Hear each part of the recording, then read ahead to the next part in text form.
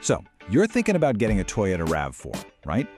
Well, hang on a second, because there's this one secret about the hybrid model, and it could seriously save you thousands of dollars. Yeah. This is the one thing the dealer probably isn't going to tell you while you're there on the lot, looking at that shiny new ride. Okay, so picture this. You're at the dealership, and you've got this choice in front of you. Do I go with the standard gas RAV4, or do I get the hybrid?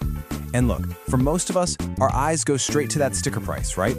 And at first glance, the gas model totally looks like a no-brainer. I mean, Kelley Blue Book data says it's about $1,200 cheaper right off the bat. But, and this is a big but, that upfront cost, it is not the whole story. Not by a long shot. Okay, this is where you gotta think long-term. So in that first year, yeah, the gas model is still the cheaper option.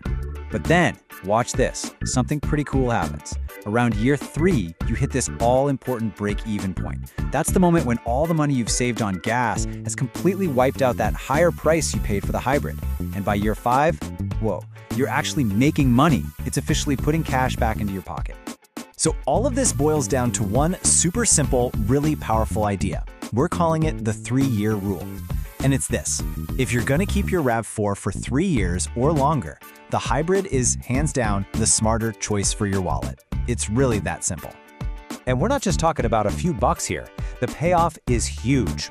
If you look at the data from Edmunds, their true cost to own numbers, after 5 years, you're not just breaking even. The hybrid has actually put about $1,800 back into your bank account.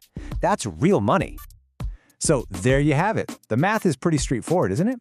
If you're keeping the car for less than 3 years, the gas model probably makes more sense. But if you're in it for the long haul, the hybrid is the clear winner. So now I gotta ask you, what's your plan? Does this 3-year rule change how you're thinking about your next car? Let me know down in the comments.